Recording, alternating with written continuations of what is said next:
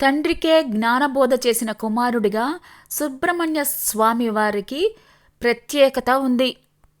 6 ముఖాలతో కూడిన స్వామిగా నిత్యం భక్తుల చేత పూజలు అందుకునే సుబ్రహ్మణ్యేశ్వరునికి తమిళనాడులోనే అనేక ఆలయాలు అధికంగా ఉన్నాయి.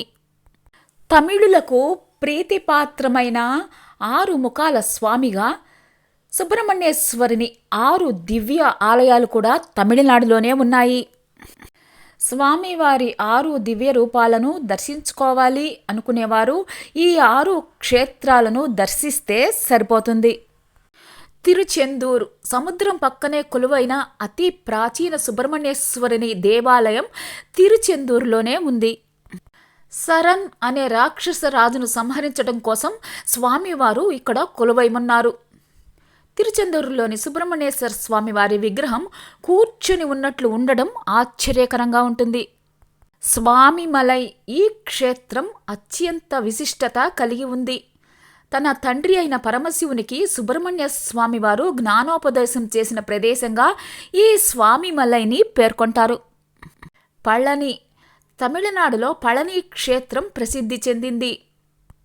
తిరుమల తరహాలోనే పళనిలో కూడా నిత్యం భక్తులు కిటకిటలాడుతూ ఉంటారు. కొండపై వెలిసిన స్వామివారిని దర్శించుకోవాలి అంటే దాదాపు 1000 మెట్లు ఎక్కాల్సి ఉంటుంది. తిరుత్తణి తిరుపతి నుంచి దాదాపు 60 కిలోమీటర్ల దూరంలో ఈ క్షేత్రం ఉంది. విశేషమైన రోజుల్లో భక్తుల రద్దీ ఎక్కువగా ఉంటుంది. తన భార్యల్లో ఒకరైన వల్లిని సుబ్రహ్మణ్య స్వామివారు తిరుత్తణిలోనే వివాహం చేసుకున్నాడు. పరిముదిర్ చోళై దట్టమైన అడవి ప్రాంతంలో వెలిసిన ఈ క్షేత్రం కూడా సుబ్రహ్మణ్య స్వామివారి దివ్య క్షేత్రాలలో ఒకటి. ఇవి కాకుండా తమిళనాడులోని చాలా ప్రదేశాల్లో కూడా సుబ్రహ్మణ్యేశ్వర స్వామివారి ఆలయాలు ఉన్నాయి. తిరువరన్ కుండ్రం తమిళనాడులో ప్రసిద్ధి చెందిన కామాక్షి అమ్మవారు కొలువైన మదురైకి సమీపంలోనే ఈ క్షేత్రం ఉంది. తన 2 భార్యలలో ఒకరైన దేవసేనను సుబ్రహ్మణ్య స్వామివారు వివాహం చేసుకున్న ప్రదేశమే ఈ క్షేత్రం.